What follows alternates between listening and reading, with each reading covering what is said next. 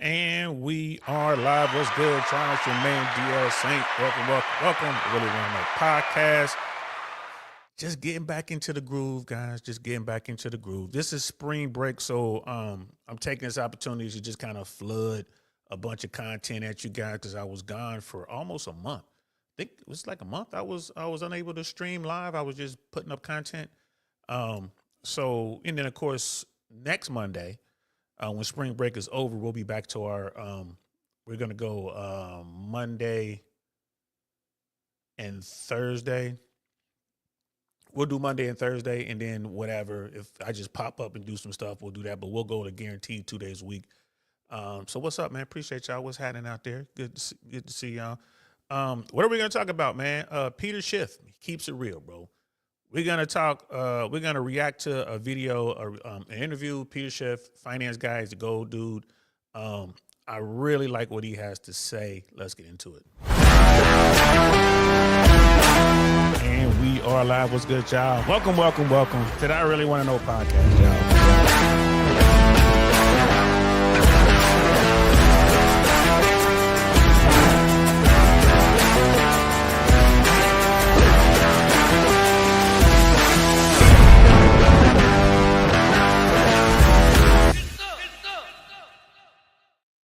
Get some. Yeah, man. So, man, there's a lot going on. I'll tell you this, man, with the current administration, man, with the Trump administration and what's going on, there is so much happening so fast. Bro, it's impossible to keep up with it. I just did a real quick video. It seems that Doge is going after child support, guys. And I knew that was going to happen at some point. I figure, it's $1 million to talk to Trump right now. I figured somebody was going to holler at Trump. Like, we got to do something about the child support. And Elon Musk has an army of children, a bunch of baby mamas. So I'm pretty sure that this is near and dear to him. Definitely a conflict of interest. But it looks like Doge is going after Title 4D. And Title 4D, for those who don't know, Title 4D is that's the title that enables the federal government to reimburse the state government basically 66 cents, or basically $2 out of $3 for every child support order that's given.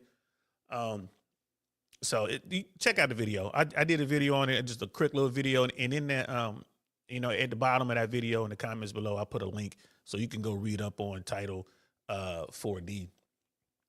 But yeah, man, they're definitely going to go after that. That's billions and billions of dollars. I'm sure it's over $1 billion a year that goes to the states for this child support thing. I'm certain that's going to go away. So once the federal government takes the incentive away for issuing child support orders, I think they'll stop issuing child support orders. I guess a lot of money, man. Judges, bailiffs, all of the court employees, a building like this. There's so much money wrapped in the child support system, family court system, that I don't think the states will be able to sustain that without the money coming from the feds. So, that's definitely going to change the way that, we handle family court and child support and all that. Plus, it's going to get the conversation going. There's a legion of women out there. It's probably going to be some men, too, talking about it. This is wrong. We need to bring it back. And people are going to educate themselves on Title 4D, and they're going to be able to look at that and like, well, wait a minute. Why are we sending $2 for every $3 that's ordered? Why are we sending $2 back to the state? That doesn't make any sense. Like, what's going on here? Let the states handle that. And I think that's how this will play out. But I think it's definitely going. It's definitely, they getting rid of it, that Title 4D. So check that out. But that's not what we're here to talk about, man. We're here to talk about some other stuff.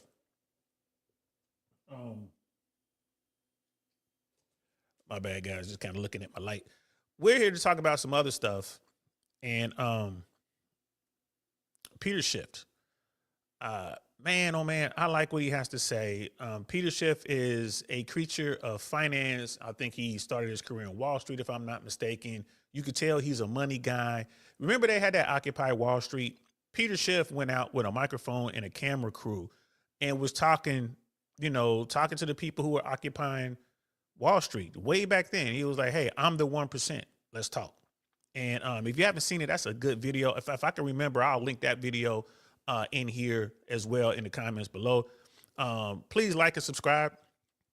Guys, like and subscribe. I'm supposed to say that every episode. I think I say it maybe once or twice a month. I'm supposed to say it every episode. Share this video with folks. We're going to listen to what Peter Schiff has to say, man. He's going to be talking about what Trump is doing, his thoughts on the Trump administration, tariffs. He's going to be talking about the gold standard. He's going to talk about why the system we're currently using is never going to work. He's going to, he's going to be talking about all that. Especially whenever you're dealing with a fiat currency, it's always going to be a problem. You got basically paper that has nothing backing it. He's going to talk about the rest of the world. I thought this was a really good conversation. The interview was like 54 minutes. I doubt if we get through the entire interview. We might. But you guys know how we get down. We're going to be stopping and talking about what he has to say. I'm really curious to hear y'all comments on this as well. So, yeah, man, let's get into that, bro. And there he is right there, the man, the myth, the legend himself, Peter Schiff. I did a video on Peter Schiff. Gosh, man, when I first started, it was over 2 years ago, I think. And he actually was in the comments. He watched it and commented. I thought that was amazing. I'm like, oh, man, that's cool. And that's before I really knew anything about YouTube and how to, network on YouTube. I was telling Suzette Speaks, shout out to Suzette. I'm like, hey, Suzette, I did a video on this guy named Peter Schiff. You know who he is? She's like, no, I explained who he is. I'm like, yeah, I did a video, man. And he's in the comments. I got a lot of views. And she was like, you need to hit him up and you need to try to get him, try to interview him. I'm like, I didn't know and I never did. So here, our fingers crossed. Yo, if brother Peter Schiff, if you're watching this, first of all, respect to you, brother. You have stood by your tenants financially, and stood behind gold for as long as I've seen you out there doing your thing and just going back, researching you. Much respect to you, brother. If you're watching this, I would love to talk to you. I got so many questions. Not a finance guy. I'm just a regular dude, retired air traffic controller. This is definitely out of my wheelhouse.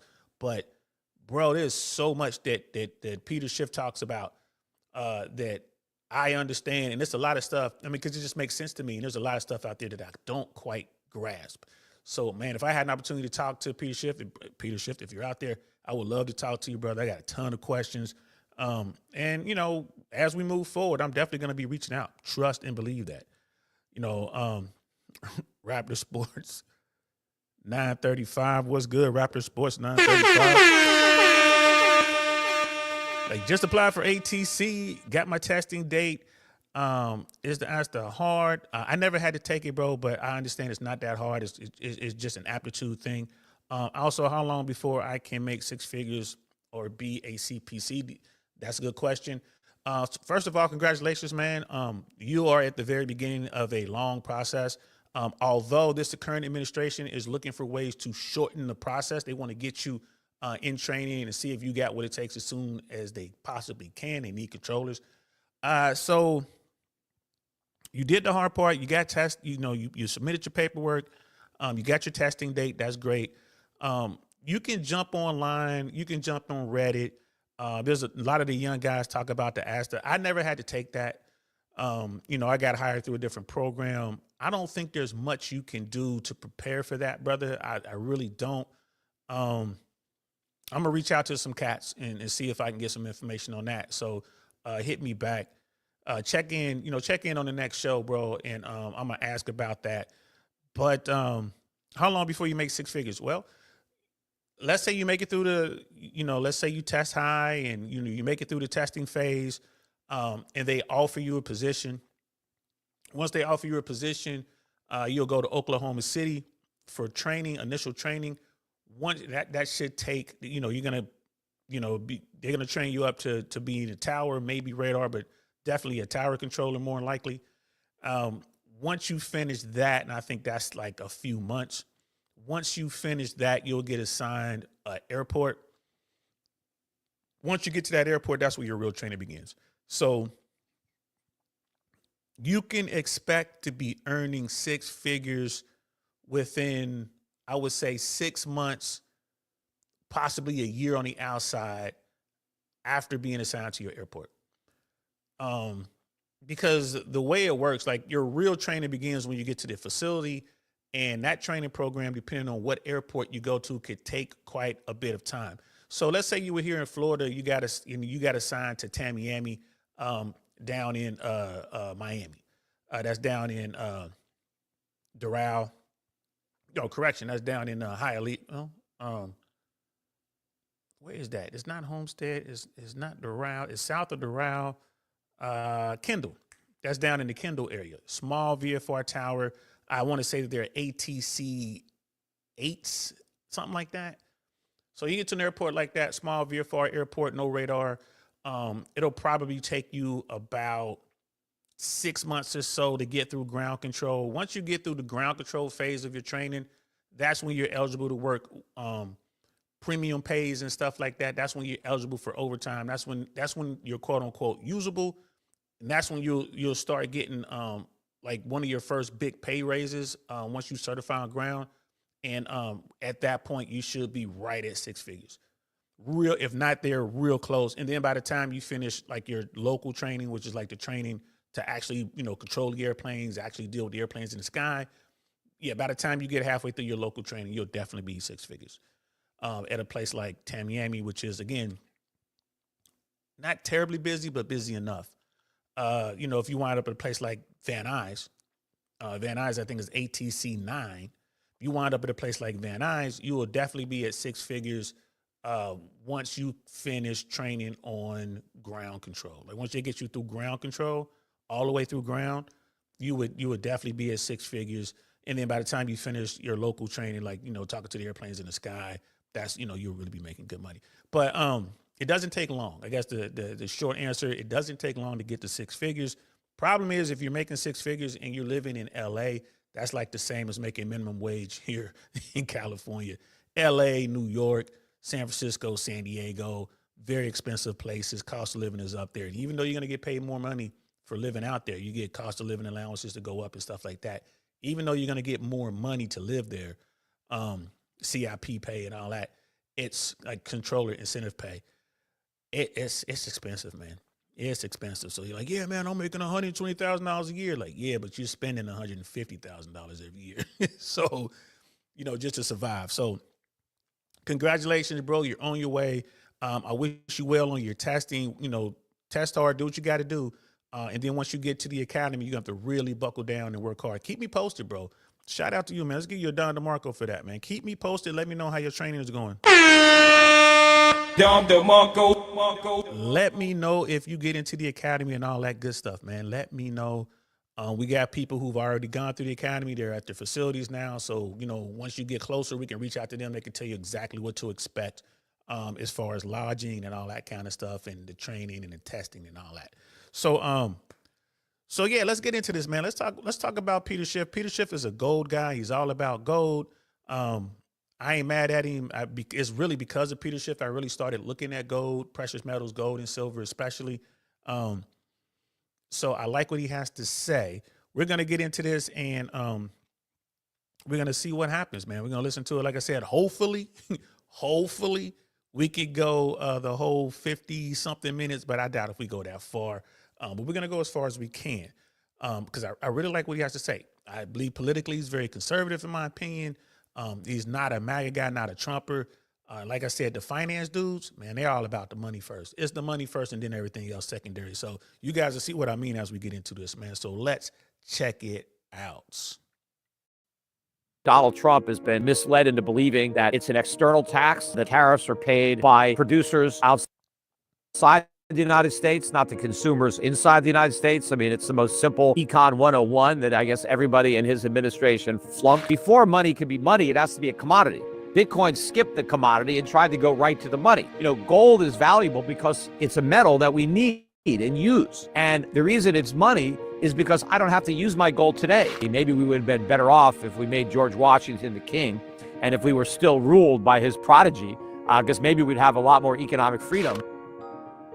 pretty provocative. That's a pretty provocative. Hello Shout and out welcome IEA. to the Institute of Economic Affairs podcast. My name's Tom Clockersy. I'm the executive director here at... Y'all heard that teaser, pretty provocative, man. So, it's kind of setting the stage for what we're about to see here. Shout out to these folks, IEA. I never heard of their platform before, but I did subscribe. You guys should subscribe too. Check them out. Let's continue. The IEA. And before we go any further, I'm just going to remind you to subscribe to this channel and to subscribe to our Substack at insider.iea.org.uk. I'm absolutely delighted today to be joined on the podcast by Peter Schiff, the economist, financial commentator, and investor who rose to prominence before and around the financial crisis of 2007-8, when he predicted the impending housing market collapse and financial crisis that ensued. Peter is the CEO of Euro-Pacific Capital. He's the founder of Schiff Gold, and he hosts the Peter Schiff podcast. Today, we're going to talk about his economic views, his background in Austrian economics, his view on where America's economy is heading, and how, if it's possible, we can radically restructure government and return to sound money principles. Well, Peter, welcome to the IEA podcast. And everything you said there was correct, bro. Peter Schiff did predict the housing market crash, which wasn't really hard to do if you just use common sense.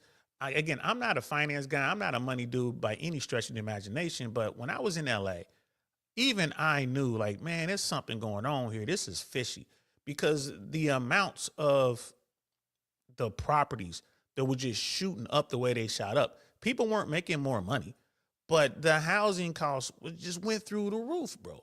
And I remember I was talking to my cousin about it, like, man, this ain't right. And, my cousin was like, nah, man, this is how the system works. And, everything's based on other people doing their job. So when they come in with these estimates, right, when they do these appraisals, they telling the truth.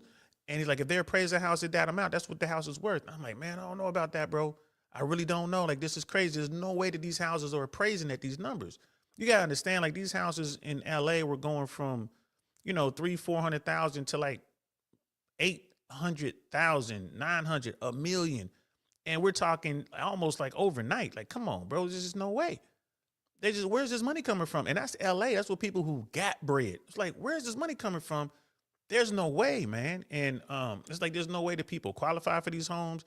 And of course, we all know now that what happened, it was definitely some wildness, right? You know what I mean? It was wild. We knew what we know now.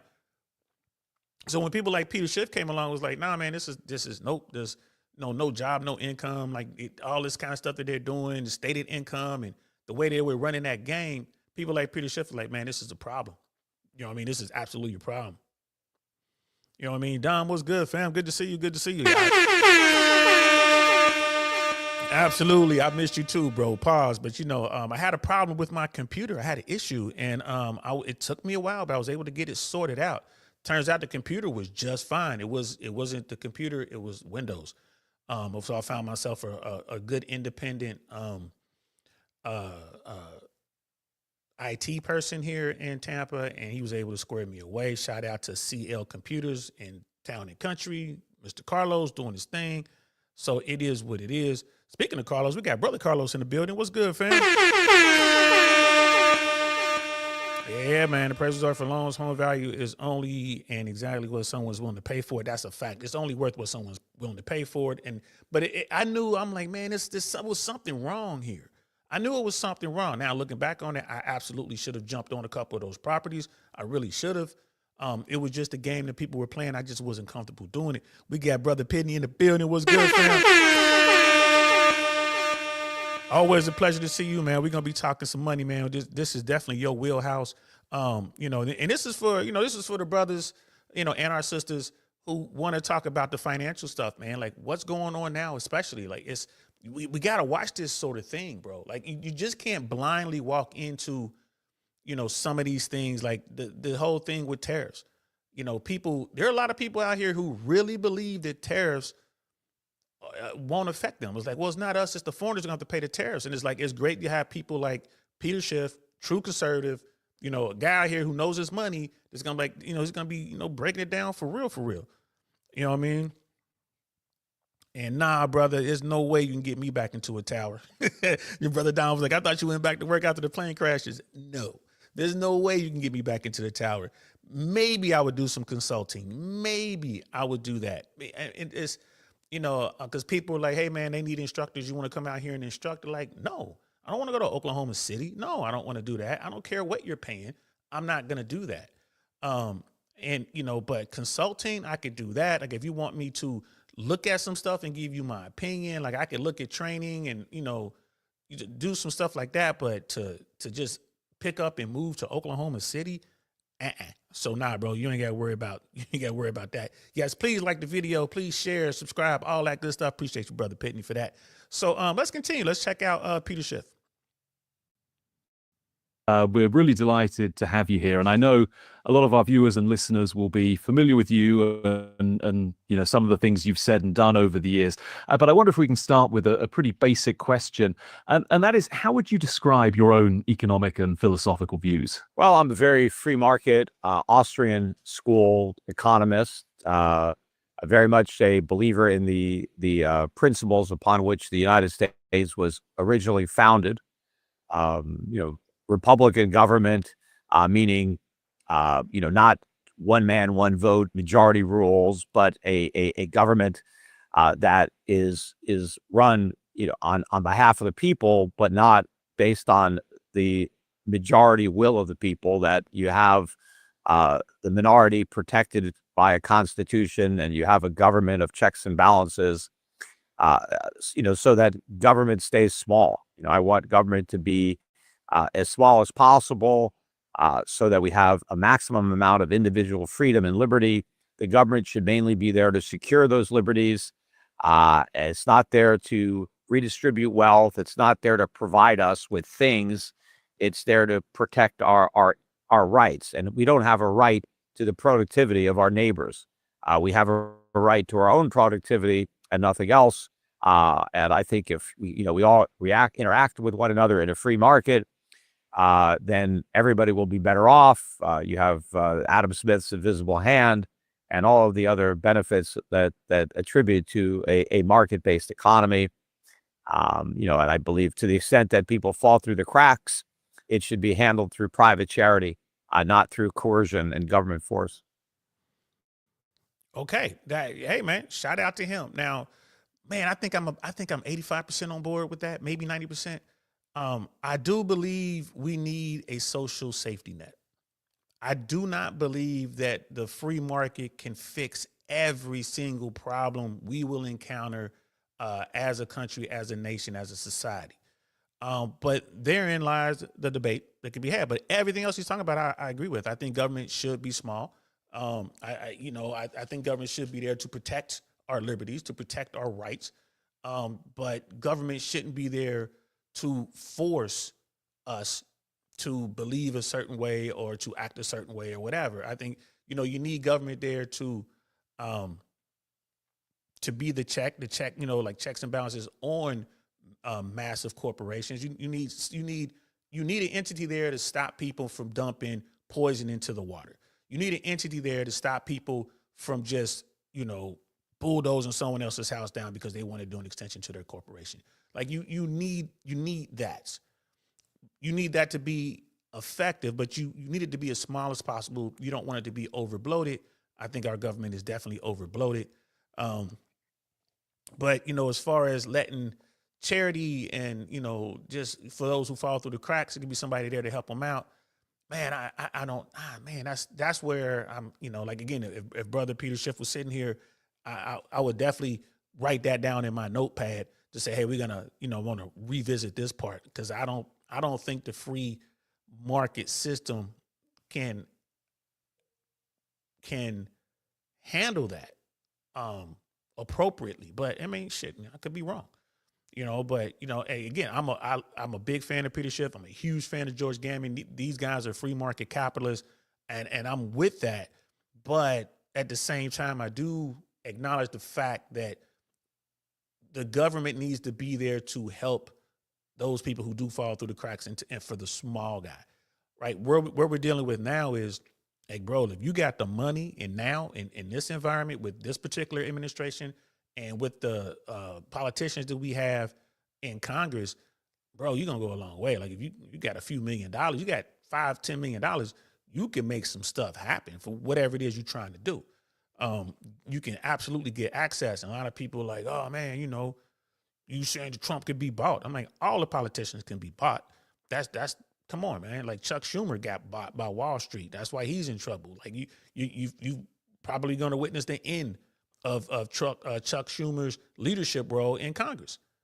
Like, I don't know if he's going to get voted out of office, but he's definitely going to be pulled out of power because the Democrats caved to the Republicans and allowed the government. They voted for this discontinuation of the budget until September, and these changes that were made, like the Democrats just rolled over, and that was Chuck Schumer.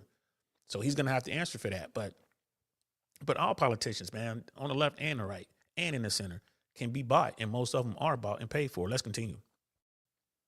Well, brilliant, Peter. I mean, I think we've quickly established there that you are, in fact, our kind of economist. So, I mean, I guess I always like to know, how do people arrive at their views? What was your journey to this viewpoint? You studied finance at UC Berkeley. I'm guessing you didn't pick up these concepts there.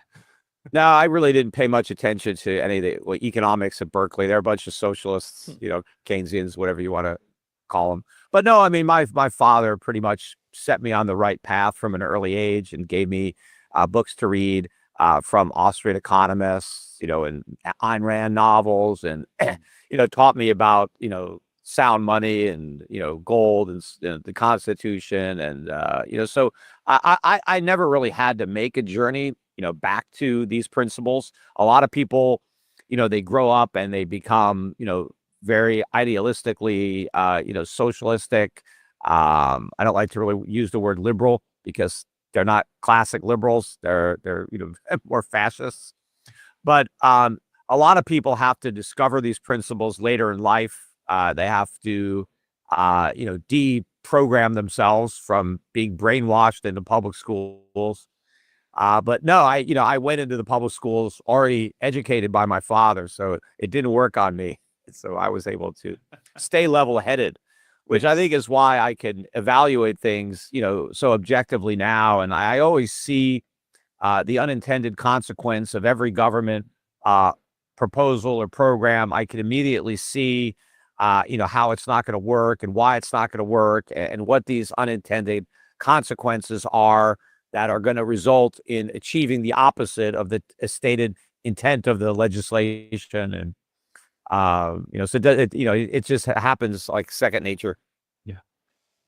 There you go. Like, and I'm not a big fan of the Ayn Rand thing, like Atlas Shrugged. I'm not a big fan of that line of thought. And that, for anyone who hasn't read that book, or familiar with that concept, Paul Ryan was heavy on that. And, she was more of, let the wealthy do their thing, and this is just me, this is my take on that whole thing. The wealthy will take care of everything, don't worry about it, and she got to a point where she was like, you know what, all the rich people should just leave everyone else, and rich folks should just have their own area, and we'll just do this over here and leave the rest of the world behind, kind of thing, which would never work on this planet. Definitely won't work in this country. Why? Too many guns. If people are starving and it's like, we're just going to let you starve. Well, guess what? They know where you at. They know how to get there. And rich folks ain't going to be out there on the line with their weapons trying to defend stuff. Rich folks are going to try to hire someone to be on the line to try to defend them. And then those people can turn around and get you. So I don't believe in that part, but I get the concept. We got Brother Mandrell in the building. What's good, fam? Good to see you.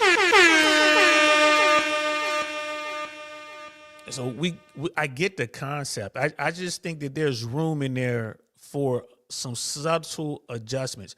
But he's right. Like when you look at the liberals, I mean, he calls them socialists.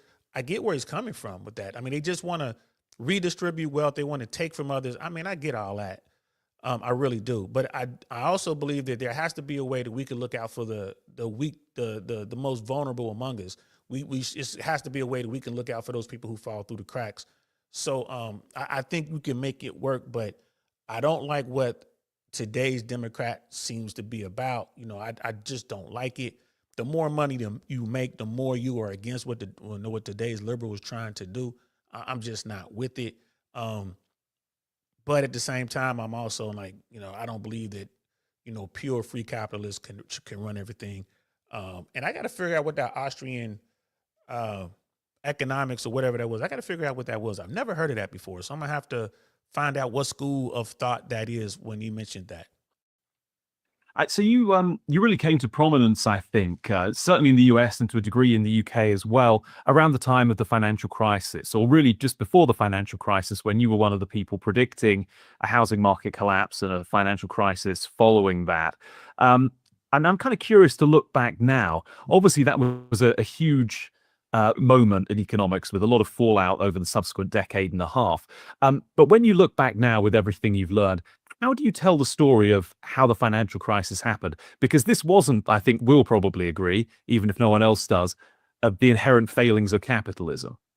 Yeah, no, it was a failure of government, not capitalism. And yeah, because I understand the consequences of government policy, I warned for years that the artificially low interest rates of the Greenspan Fed, together with the moral hazard of not just the FDIC, but Fannie and Freddie securitizing mortgages and buying subprime mortgages, I could see that we had a huge housing bubble that was unsustainable. But I also saw how the housing wealth was impacting the economy and how people were consuming more and saving less, and the whole economy was distorted based on the illusion of wealth that didn't really exist.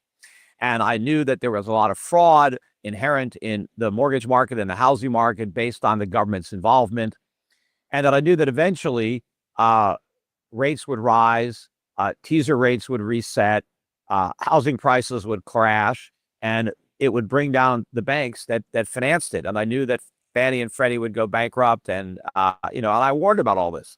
The problem was I warned about it for several years before it actually happened, and I was so concerned about it that I wrote my first book, which initially was going to be purely about the housing market and the crash that was coming. And I eventually condensed that into a chapter, but I called the book Crash Proof: How to Profit from the Coming Economic Collapse. And that book came out in February of '07. And then we had the financial crisis in summer of '08. And the book actually sold more copies after the financial crisis than before it took place. It was like the only book that was on the shelves at the time that was like predicting anything bad. And so it got a second release. Um, but what was frustrating is, they had a commission in Congress to try to find out why there was a financial crisis. And I really tried to get called to testify, but they didn't want me there. They only wanted people who were blindsided by the financial crisis to testify as to why it happened. And the main reason was all the people that the government brought on to explain why we had a financial crisis, and of course, they had no idea that it was coming until after the fact, they all blamed a lack of regulation, right? Too much greed on Wall Street, right? Not enough capitalism. My blame was the government itself. Like when George Bush made a speech early on, he said Wall Street got drunk, right? That was his and I said, yeah, they were drunk, but where'd they get the liquor, right? They got it from the Fed, right? So you can't just look at what Wall Street did as a consequence of Fed policy. The Fed policy inflated that bubble. And Hey, bro, this is what I'm talking about. This is why I like listening to this brother talk. Bro, I mean, I remember all that time. You remember they were doing the income tax rebates. Remember when Bush got in the office, W got in the, he's like, we're gonna send these rebate checks back to you guys so you can spend your own money.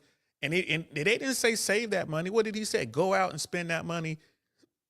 Borrow, buy houses you can't afford, right? We've become a society that used to save. Now we're a society, man, that we just consume.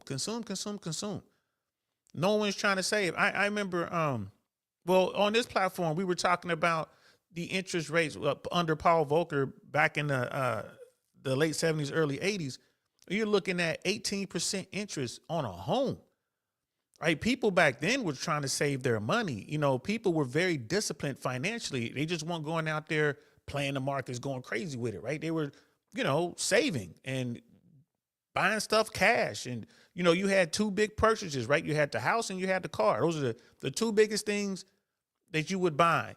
And you would have to finance the house, obviously. And then even with the car, the average car loan when I was coming up was 3 years, 36 months, right? It was 36-month loan. That's 3 years.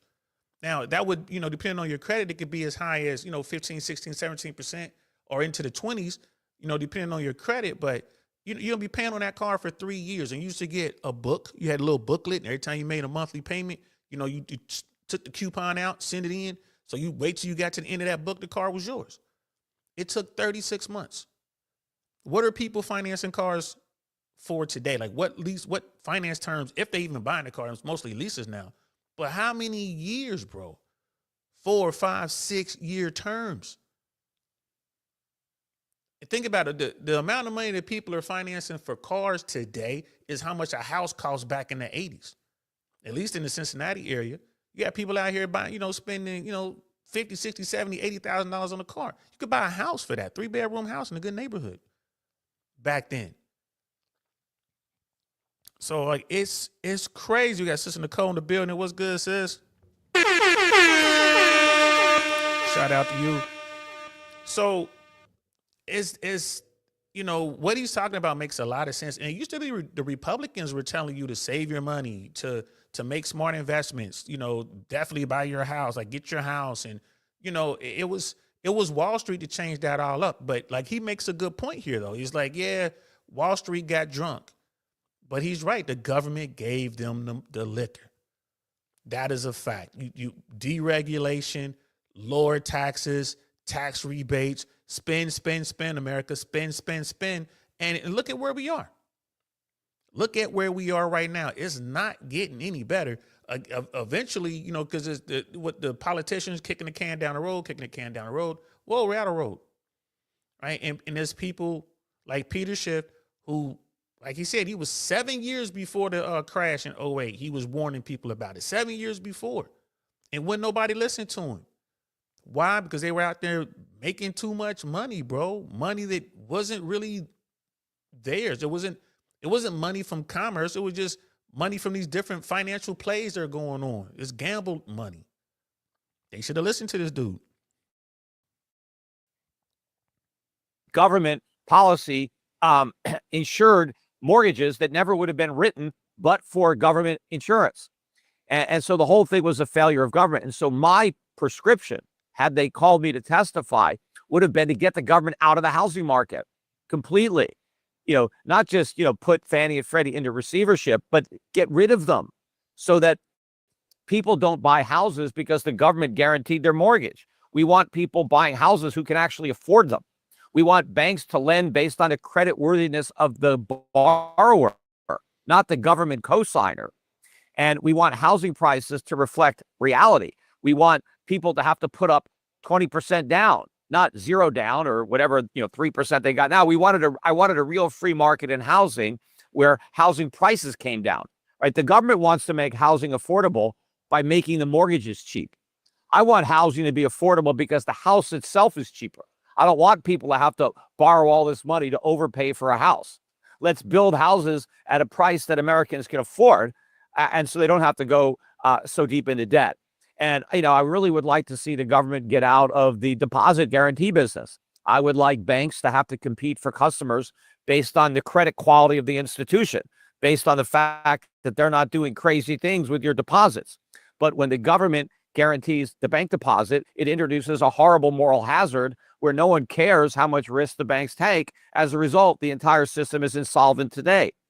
And they just pretend that it's not. But the stress test that they ask the banks to run never tests for stagflation. That's the one economic environment that they've never been asked to stress test, and that's where we are.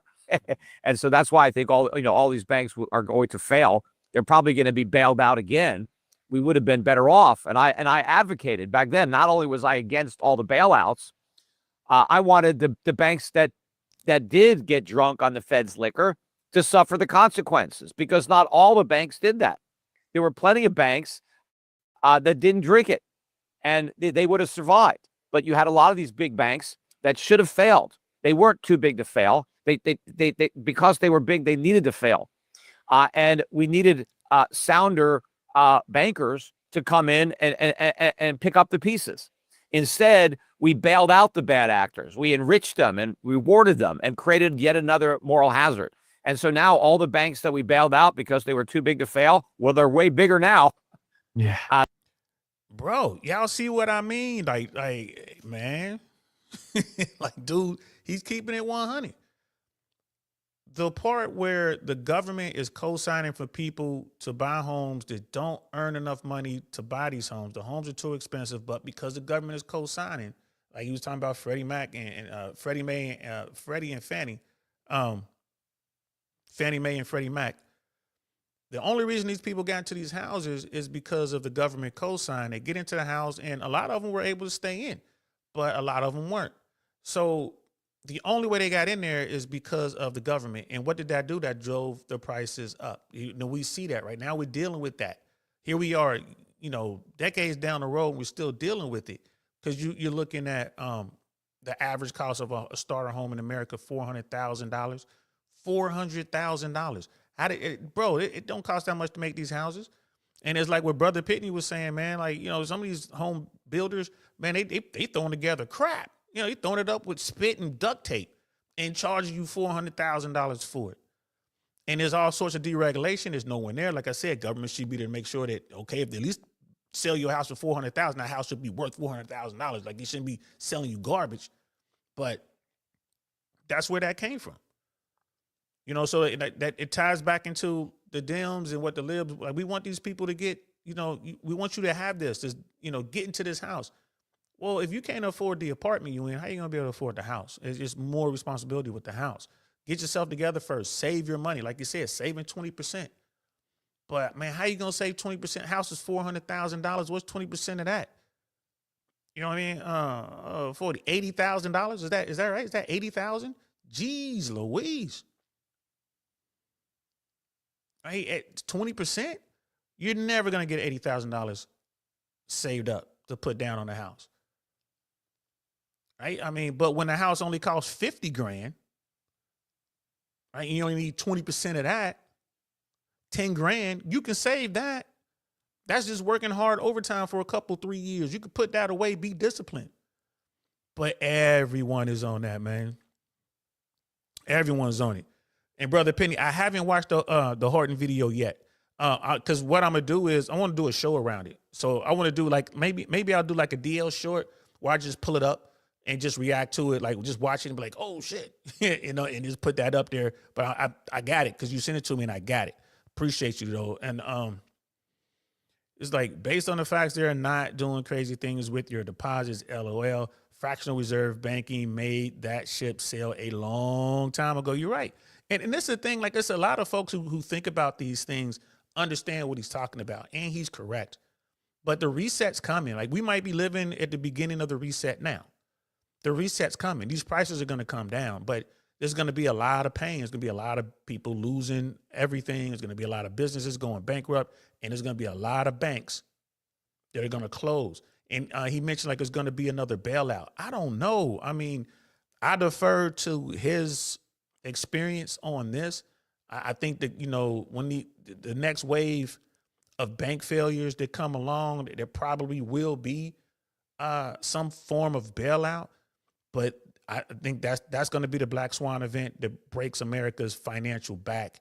And then that's when we forget about a recession. It'll be a full-blown depression at that point. That's what I believe. Is if they do the bailout, that's going to lead to a depression. If they don't do a bailout, it's just going to be so much pain that I don't think American politicians will be able to suffer it. And then they would have been had we let them fail. So, I mean, clearly this problem hasn't gone away, right? I mean, I think that there was sort of a division of thinking, even among free marketeers after the financial crisis, where some people thought, well, look, what's been exposed here are some fundamental flaws in our economic model, or at least in the way that our economic model is governed, you know, regulation, central banking, and everything else. other people who thought this was primarily just a kind of technical failing of regulation or of monetary policy decisions, and with a few tweaks, things could get back to normal. So, I mean, I think that we've gone with that latter view, right? We've done the tweaks, and maybe a lot of people would argue, since the financial crisis, we haven't allowed. I mean, I guess your views are really rooted in Austrian business cycle theory, right? I think at this point, Austrian business cycle theory. I'm going to have to look that up. I've never heard of that. I don't know if you guys have heard of it. Brother Pitney, do you know what that is, bro? I got to look that up. I've never heard of that. But again, I'm not a finance guy. You know what I mean? I went to University of Cincinnati for a few semesters, and then I got hired by the FAA. So, you know, this is why I love YouTube. This is, you know, that's why I love this community. It forces us to learn, and that's something I got to learn. it's not a theory anymore. It's been proven so many times that it's basically a fact. How the Austrian school explains the business cycle.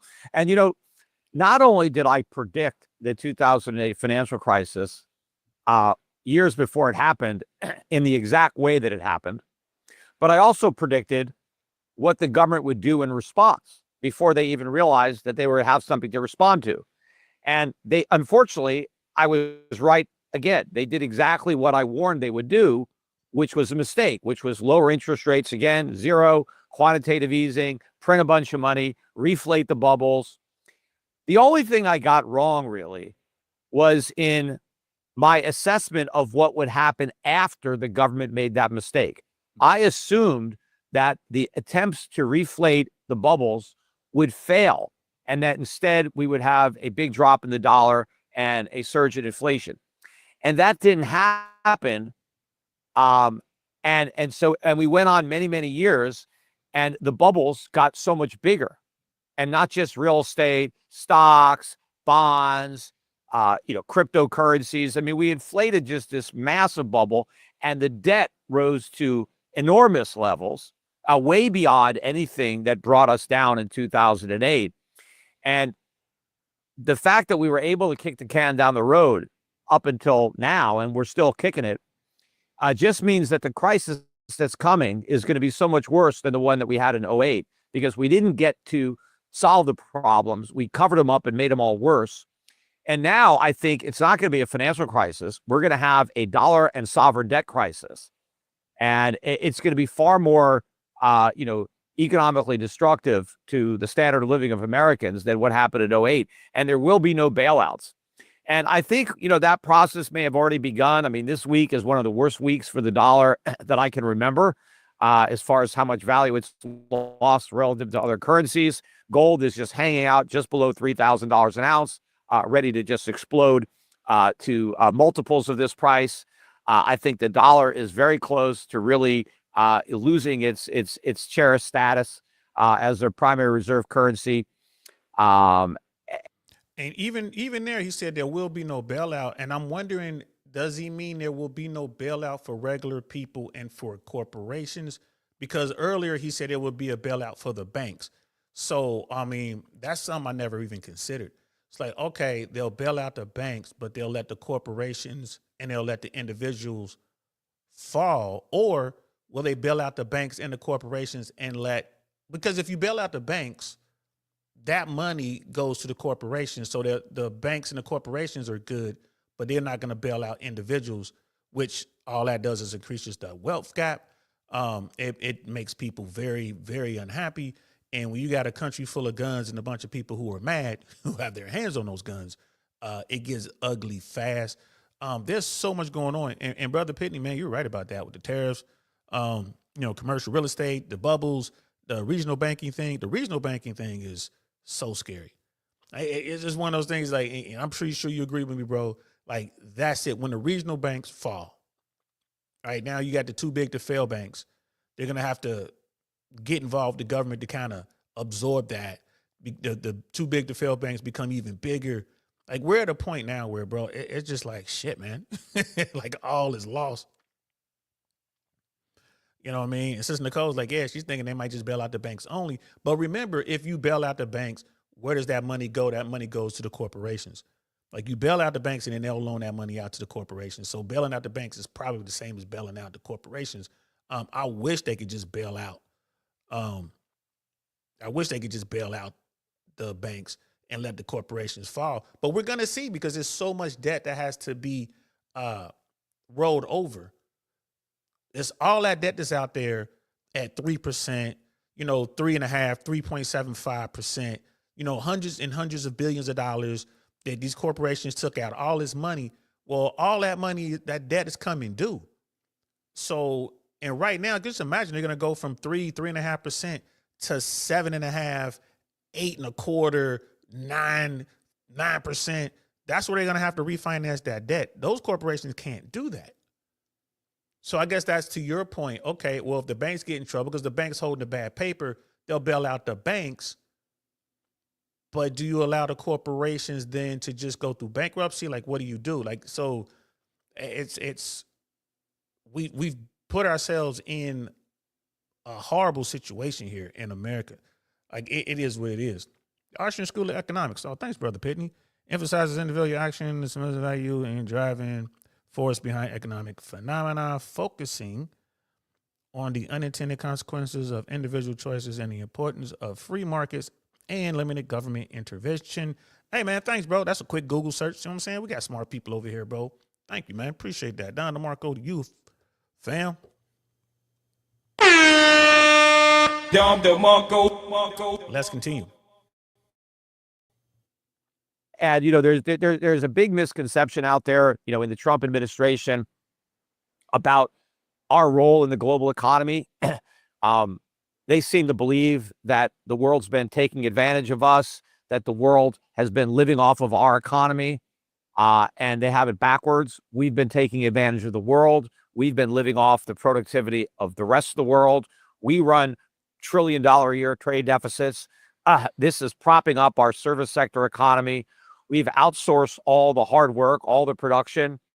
And how do we pay for all the goods that the world produces? We just create money out of thin air. And so we get the benefit of their productivity, of their land, labor, and capital that they've devoted to producing goods for us at the expense of producing for themselves. And all we do is print money. We borrow money, but we don't save money. We have this artificially inflated standard of living that's made possible by these trade deficits and the debt. But of course, we are selling off the cows to buy milk. The world is accumulating assets as we buy their stuff. So there is a day of reckoning coming, but I think we're accelerating that process. The tariffs might really highlight it. Donald Trump has been misled into believing that it's an external tax, that the tariffs are paid by the producers outside the United States, not the consumers inside the United States. I mean, it's the most simple Econ 101 that I guess everybody in his administration flunked if they don't realize that there are consumption taxes on Americans. And, it's funny, they don't even see the inconsistency, because they say that, oh, no, the tariffs aren't going to raise prices. Our trading partners are just going to pay them and eat it. But at the same time, they expect the tariffs to result in domestic manufacturing coming back. But the only way that the tariffs would result in U.S. manufacturing is if they succeed in raising prices high enough to make U.S. manufacturing competitive again. And I don't even think 25% will move the needle. I think if you have a 25% tariff, we're just going to pay 25% higher prices, because that's not going to be enough to get a factory here and a supply chain and the infrastructure. But even if we get import prices high enough so that we can now be competitive, how long is it going to take to build out what we need? Where's the money going to come from, the capital to do it? I mean, what are we not going to do so we can build out these factories? And who the hell is going to invest the money necessary to do all this when it may take years and years to actually, get into production, and the tariffs could be gone? Right. And I said that, and the tariffs could be done. And my cousin just today, he was like, and to add to that, if Brother Peter Schiff, if you're watching, who's going to work in the factory? Right. We're kicking out immigrants. We're doing all kind of crazy stuff. We're making it harder for people to come in. The only people you want to come in are people who are paying on the gold card. They're going to spend $5 million to get into America. You think they're going to work at a Toyota plant or I guess it will be a Ford plant. You think they're going to work down at the aluminum mill or work at the steel mill? Like, who is actually going to go do the work? You feel me? So this is the first thing when they were talking about tariffs and they said, we're going to bring American jobs back to America. I'm like, where are you going to put them? We don't have the facilities. We don't have the infrastructure. Like, we don't have the roads. We don't have the factories.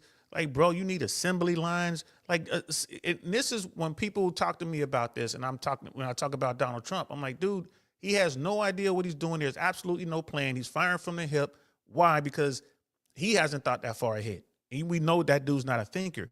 And he's surrounded by a bunch of yes people. Someone has to sit there and say, hey, man, if you're going to do this, if you're trying to get jobs to come back to America, where are the factories? It's like, what? What are you talking about? Like, the factories. Remember NAFTA? We got rid of all the factories. We shipped out all that work to Mexico and Canada and China and India and all these other places for the cheap labor. So where are the factories, bro? And the point that Peter Schiff made that just blew my mind, because I didn't think about that earlier, is like, yeah, if you find somebody to make these investments, if you get somebody to do all this stuff, we know it's going to take time to do it. But by the time they put in all this money, do all this stuff, and then when they look up and the tariffs are gone, and then all that business goes right back out to where it was in the first place, right? Trump's only going to be in office for 4 years. There's no way that all that can get done within 4 years. It just no way.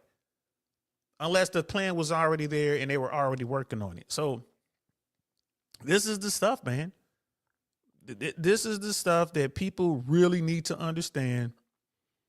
And it is what it is. And what Brother Pitney put here is yeah, I agree with you, man. I think Trump and Elon Musk will definitely do something different when we have the Black Swan event. We know something's going to happen. We just don't know what. But we know something is going to happen. And when it does, we know that Trump and Elon Musk are going to do something different. What is that going to be? Don't know. Right. And yeah, this is why I listen to Peter Schiff. Hey, guys, you guys should go. Peter Schiff has his own website.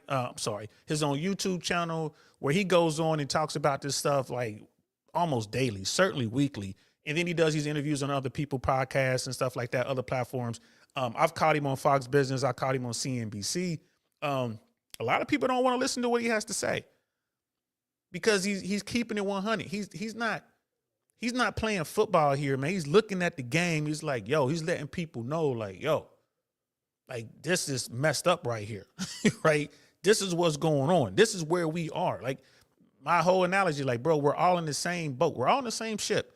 And Peter Schiff is like, yeah, man, quit drilling holes in the bottom of the boat. He's trying to warn people, like, stop doing what you're doing because it's bad for all of us. He's not just talking about MAGA. He's not just talking about the conservatives. He's not just talking about the liberals. He's talking about the fundamentals of the economy, bro. This is why I listen to this guy, right? The domestic manufacturing is gone. And it would take time to bring that back. I would say at least a decade to bring it back. You're talking about you want to bring manufacturing back to the levels we had in the 70s and the 80s when we had like the GM plants and the Ford plants and all that kind of stuff, the Chevy plants. You want to do that? Man, that's crazy. Yeah, American infrastructure still rated D. We got Educated Tyrone in the building. What's good, man? I mean, it's just crazy. We got Cody as king in the building. What's good, Cody, man? Good to see you. And it's like the tariffs will make the other countries drop their tariffs. And this will allow U.S. products to be sold overseas or being taxed. It's not going to work that way, bro. That worked the last time because people believed what Trump was doing. Now they're ready to fight, man. They're ready to suffer. They want the tariff war. That's not going to happen. Watch. I mean, I hope I'm wrong. But Donald Trump himself has said we want to make goods in America. America's not set up for that. So if that was your plan, like if Donald Trump really wants to make goods in America, then the plan should be to incentivize business and the titans of corporations to build the factories. You got to have the factories first. Hey, like I said, Trump don't think this stuff through, bro. So he kicks off a tariff war with the rest of the planet. And they're like, bet, you want to do this? We'll do it. They don't care. Canada especially, man, like Canada's going to hurt from this. Like that's our biggest trading partner. But Canada's ready to get down. I ain't gonna lie to you, I had to tip my hat to him. Like, damn, I didn't think they had it in them. Canada's ready to get down, bro. Like, and it's not on Trump. That's what he's trying to do. Like, I'm just gonna talk all this madness, and they just gonna buckle down and do what I say. Well, what if they don't? Like, that's where we at now. Like, what if they don't?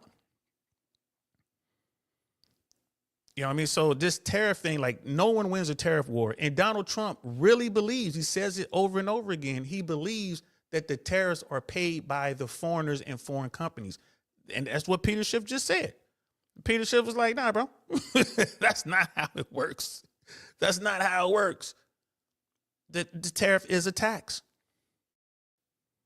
In which case, you've wasted all your money. So this is completely farcical. Yeah. I mean, you said there that you felt Trump had been misled into thinking that tariffs were paid by other countries, not a tax on domestic consumers. Is there an implication there that you have some hope for some aspects of the Trump government? Are there things that his administration is doing that you kind of think have promise? Well, look, cutting waste, fraud, and abuse is great. It's long overdue. Of course, you're never going to get rid of all the waste, fraud, and abuse. I mean, that's just the nature of the beast when it comes to government. You can't have a government that is efficient. Efficiency is only found in the free market. If I own a business, I will be efficient, because if I'm not, I'm wasting my own money. And so I have a lot of incentives not to waste my money. Plus, if I have competition and my competitors are efficient and I'm being wasteful, then they're going to undercut me and I'm going to go out of business. So you have market forces and self-interest that keep you from wasting resources. But when you're in government and you're spending somebody else's money, who cares? And you're not going to go out of business. You have no competition. So there's no incentives to be efficient. In fact, the incentives are to spend as much as possible, because then you get rewarded with a bigger budget. You got more staff. You got more power. And of course, when it comes to fraud, it's so much easier to defraud the government than it is to defraud a private person. I mean, the government is so vast. I mean, you can steal from the government. They don't even know.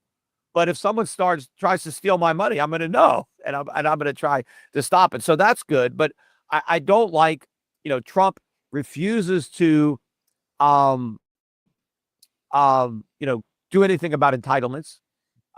No cuts to Social Security. In fact, we're not even going to tax Social Security benefits, which is like increasing the benefits. He wants to cut taxes on tips and overtime, which is a pure Keynesian stimulus. That's just going to be spent, more demand, higher prices. It's not going to lead to economic growth.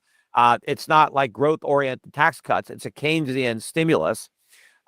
Increasing military spending.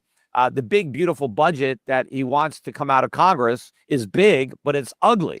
Right? It increases the deficit. So he's not really doing that. I mean, he talks the talk. I really love the end of his State of the Union speech about restoring American freedom and liberty. And I mean, yeah, he talks in many cases like a libertarian, but he's not. And the worst thing about it is this, he's been completely hijacked by the cryptocurrency industry. I mean, this is a farce that, his administration now pumps and dumps crypto, and everybody is trading on insider information and making a fortune off of this.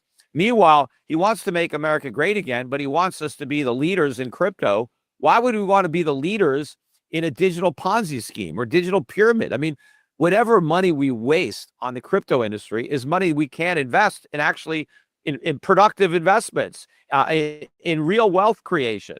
If we're going to try to wean ourselves off of depending on imports, we need to produce real things. Not tokens, not virtual tokens that have no value. So, Peter. Like he went in. He absolutely went in. Brother Pitney, listen, if this doesn't turn around by midterms, and it doesn't look like it's gonna, like you looking at what's going on with the housing market here in America, you look at what's going on with insurance, you look at what's going on with job losses and stuff like that, right? If this doesn't turn around, the midterm is going to be an absolute bloodbath, not for Republicans, but for MAGA people, for all of Trump's people. It's going to be one of those things where it's not just the Democrats being voted in, but they're going to be going after MAGA people. It's going to be a group of different Republicans coming in. right? It's going to be more moderate Republicans coming in, right? So you're going to have moderate Republicans and moderate Democrats going after all these Trump supporters who are in Congress. That's something I've never seen in my adult life. Well, in my adult life, maybe this has happened when I was a kid. Maybe this happened back in the 70s or something like that, in the early 80s. But since I've been paying attention to politics, I've never seen it. I think because I've never seen, remember what happened with the Tea Party, right? You had the Tea Party came in and they got their thing, and then eventually, people came in and got rid of the Tea Partiers when they got too rowdy or whatever. I think it's going to be an attack on MAGA. It's going to be an attack on those Republicans who support Donald Trump. It's going to be an attack on those Democrats who didn't fight hard enough against these policies. People like Chuck Schumer. What is the House leader? What is his name? God, I could see his face.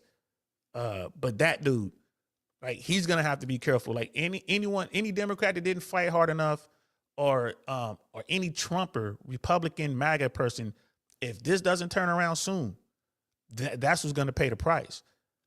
And so we'll see. But if this thing does turn around again, because shit, bro, what do we know? I don't know.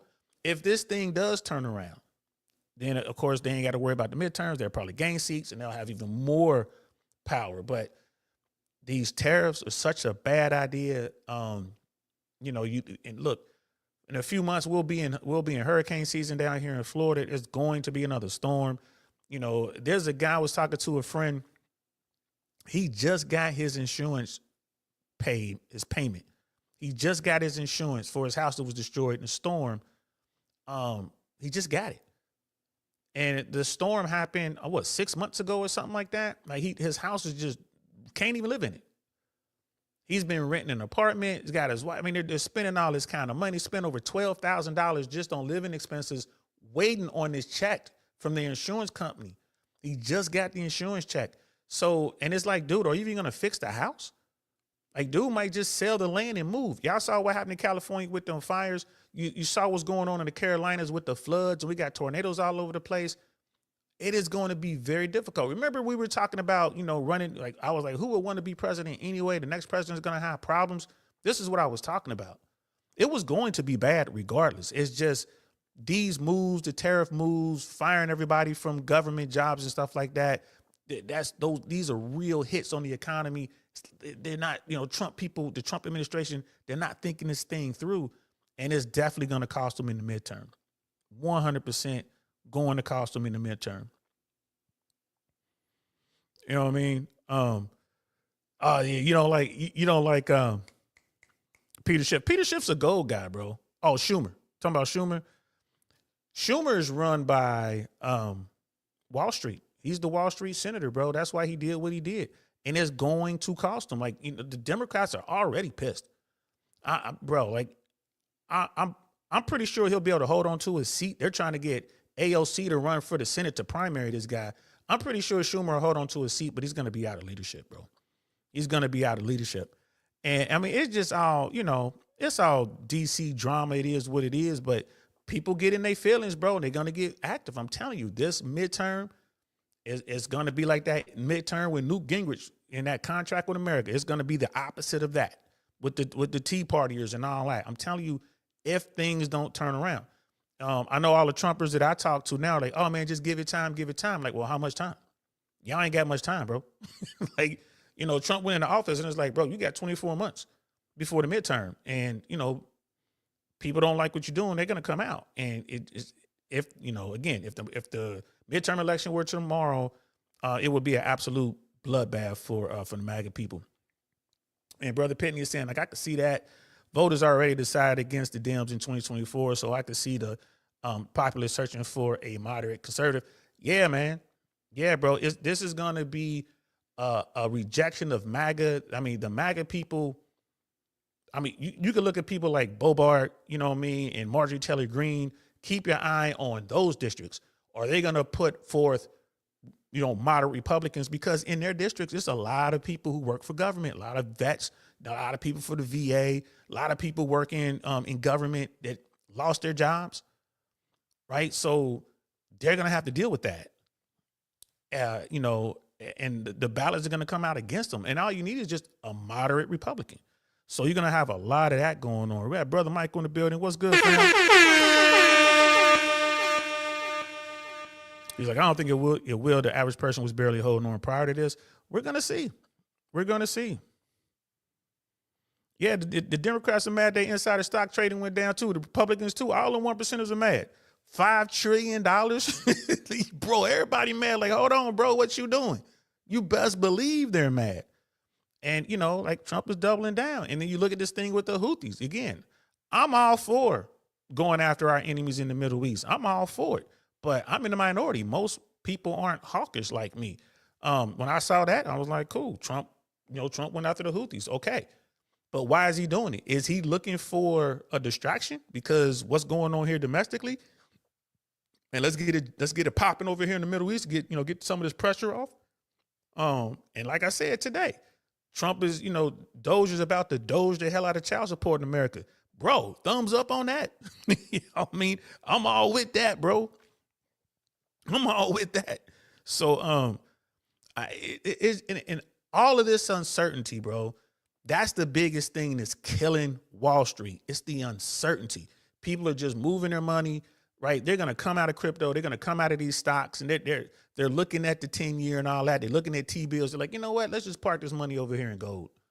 And you look at gold. Gold is going to continue to climb until people can figure out what's next. And it's really hard to figure out what's next with Trump, man. He's just so erratic. Let's continue. I was going to come to this later, but I think you've brought us to the topic straight away, so let's jump in.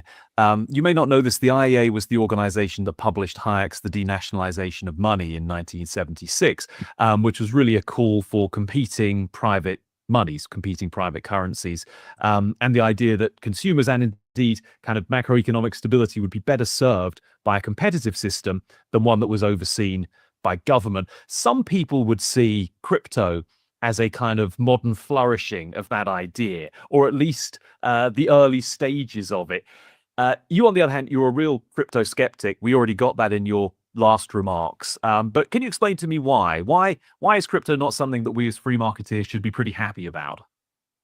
Well, I have no problem with a free market in monetary alternatives. I'm all in favor of that. In fact, I would like to get the government out of the money business entirely.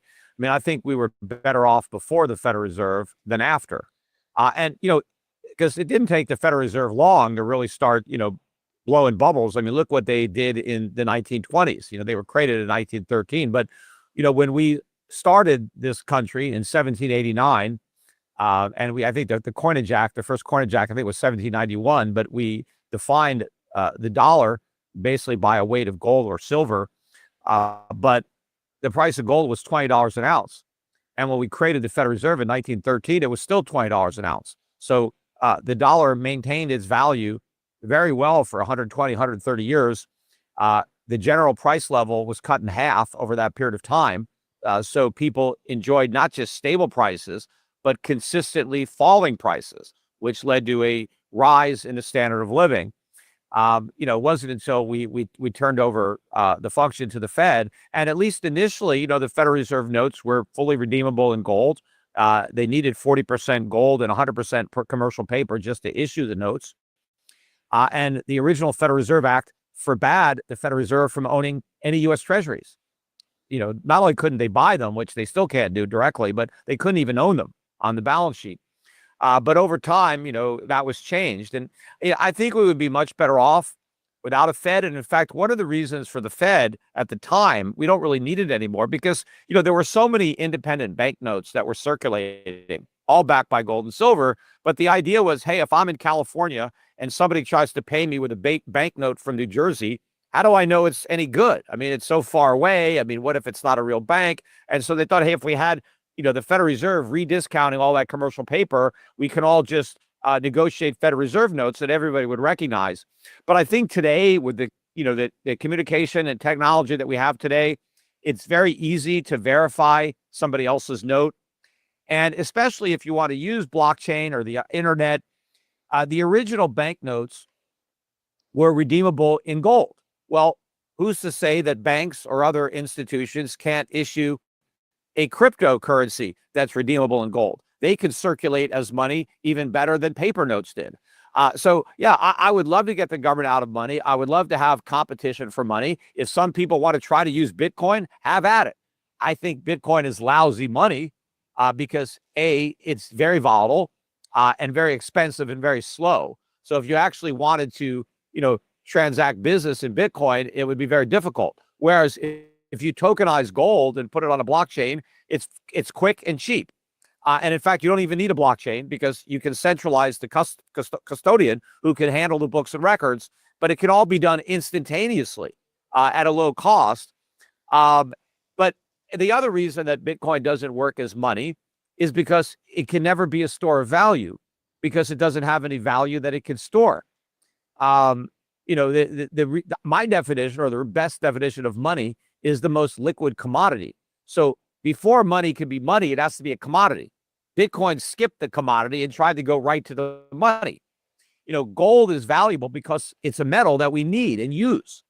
And the reason it's money is because I don't have to use my gold today because gold doesn't rot or decay or tarnish. Gold, I can bury it in the ground and dig it up in 1,000 years, and it's exactly the same. I mean, I can leave it on the bottom of the ocean for 1,000 years. None of the elements are going to harm it. And so I can store that value for eternity. And so that makes it ideal money because I don't have to spend it. We can hold on to it and it can be used in the future. But Bitcoin doesn't have any of the qualities that make gold a valuable commodity. It has some of the qualities that make gold better money than other commodities: portability, divisibility, durability, all these things. And that's what Bitcoin copied. But it doesn't have the most important part, that is the value of the metal.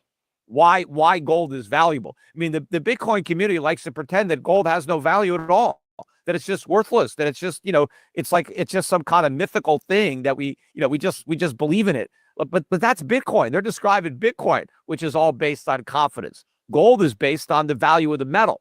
It doesn't matter whether I want to have confidence in it or not. The reality is it's a great metal that does all sorts of things that other metals can't.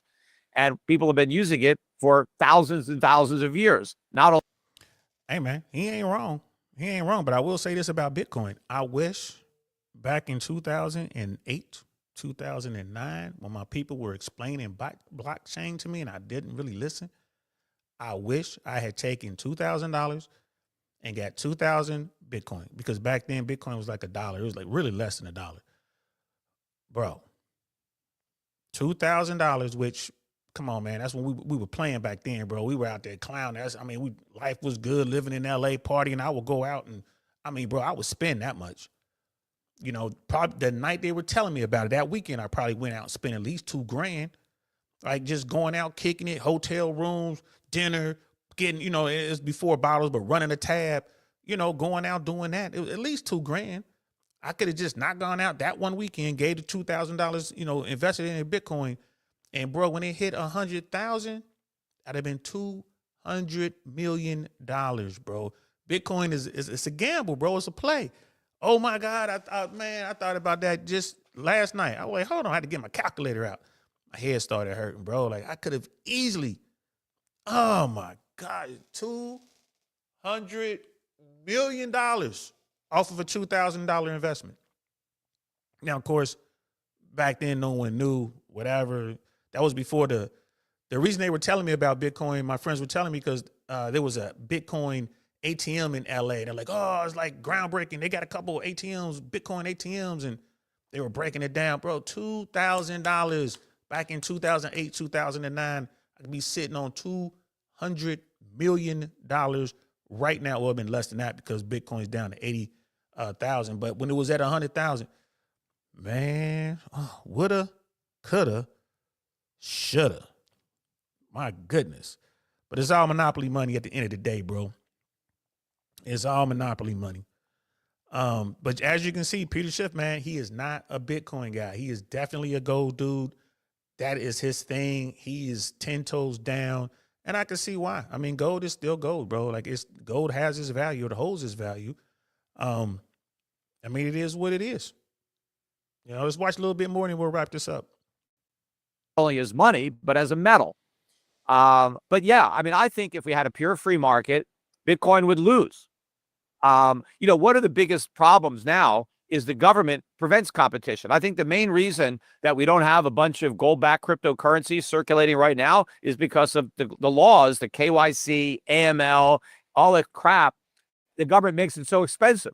The government doesn't want you using alternatives to their fiat monopolies, which is kind of ironic that they're now embracing Bitcoin. But again, that's all because the politicians who are embracing it have been bought and paid for by the industry. And talk about ultimate rent seeking, and that's what's going on here. But yeah, I think that if the government stayed neutral, if there was no Bitcoin reserve, if the government was not trying to stack the deck in favor of crypto now, I just think that it would fail. I think people would lose their money. The Ponzi would collapse, or the pyramid, and that would be that. But yeah, I don't want the government to say that people can't use Bitcoin if they want, or any of these shit coins, whatever, fine. But what I don't like is the fraud. I mean, I'm against big government, but I'm not for anarchy. So I do think there should be laws. Most of them should be on the local level, not on the federal level. But I think it should be a crime to defraud people, to get people to do something that if you told them the truth, they wouldn't do it. And I think that's what's happening all in crypto, where people are being misled and people play into their ignorance and greed to try to pump and dump these coins on them. and so I don't think I think there should be some consequences to that. I think there should be, the court should be able to address this. But to the extent that, people are just willingly gambling and greedy, and they're just, caveat emptor, I mean, you lose your money, learn a lesson from that and try not to be as foolish the next time. Yeah, see, I'm with him on that, bro. He says it should be illegal, and that's where government comes into play, like free market. It's like, well, shouldn't free market take care of that? And it should. If you get caught up in a Ponzi scheme, a pyramid scheme, I mean, you come across the wrong people and they run your pockets for your money. I mean, that's just a part of life. You learn your lesson. Something like Bitcoin, or cryptocurrency. If you hit a lick, bro, if you know what you're doing, you out here, you place your bet and it pays off for you, outstanding. I ain't mad at you, bro. And there's a lot of coins out there. So I kind of differ with him a little bit on that. I'm like, bro, if you get scammed, I put that on you. Like, man, if you get scammed, that's on you. Don't put it on the whole industry. But it's still, that's capitalism. If someone comes up to you with a tulip, or you know what I mean, and say, hey man, this tulip is worth $1 million, and you buy it, hey man, good luck selling it for $1 million. It's worth $1 million because that's what you paid for it. But hey man, that's on you, player. That's on you.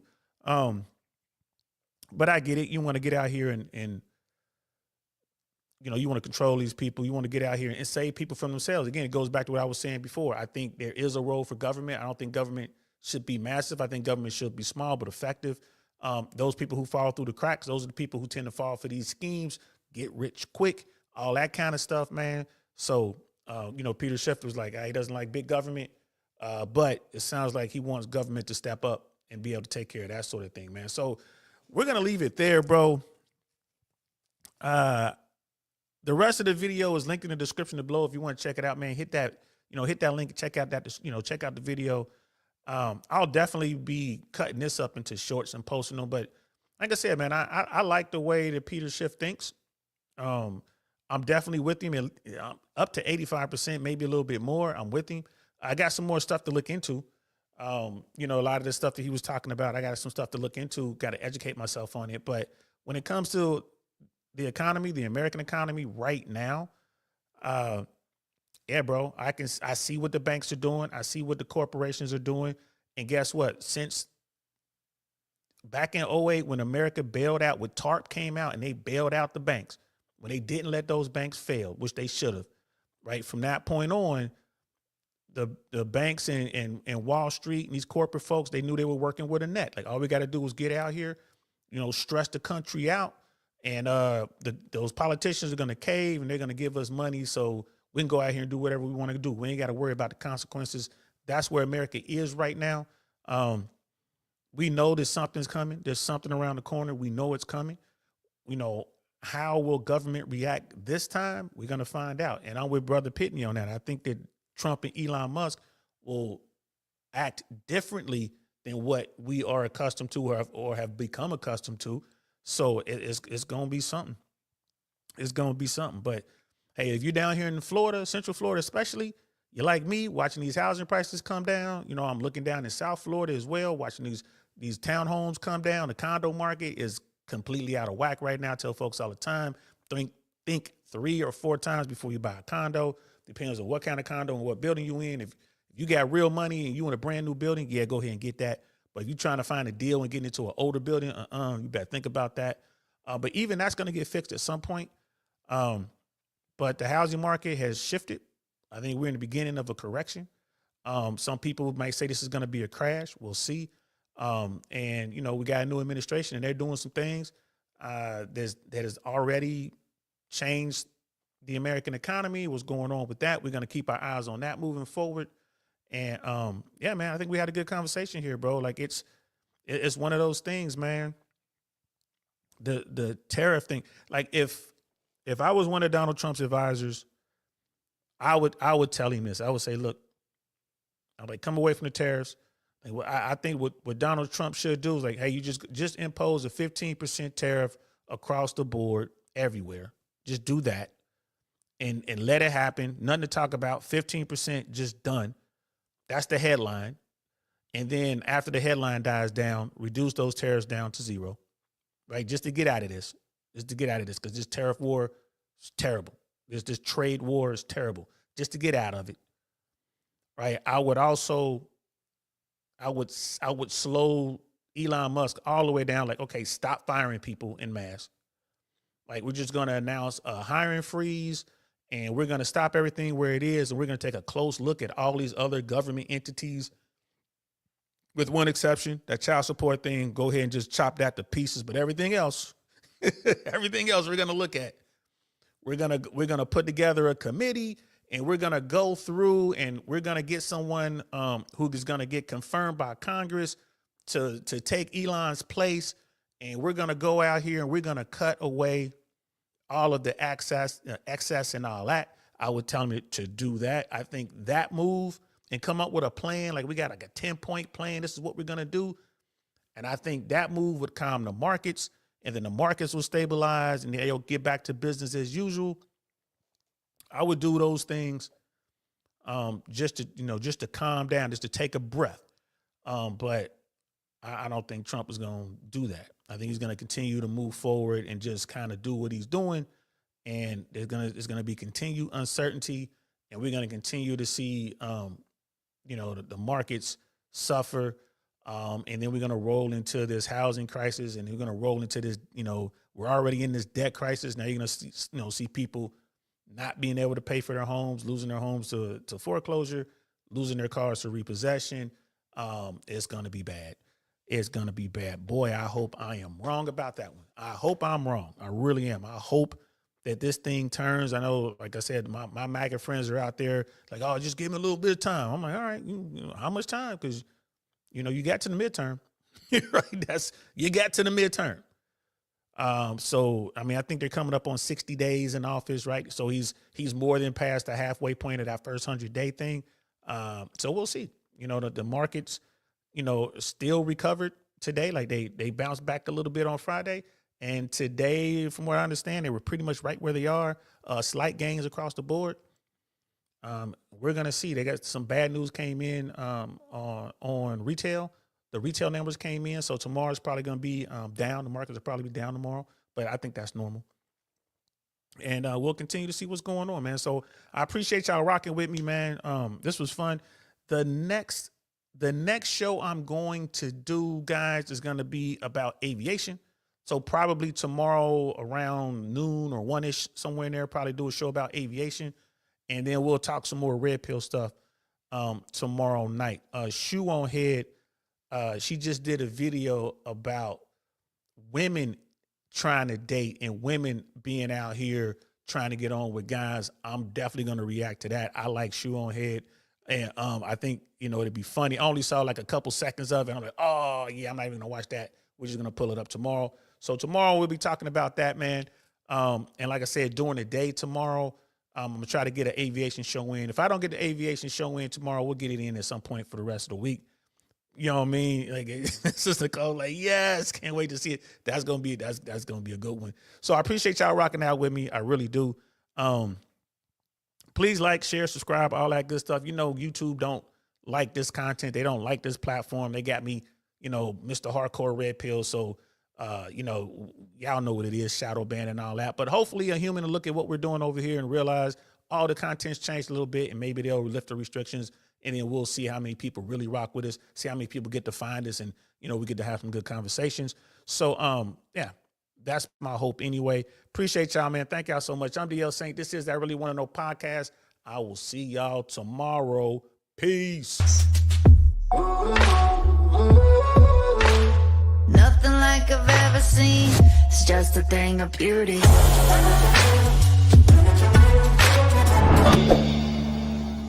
Darn, that's the end.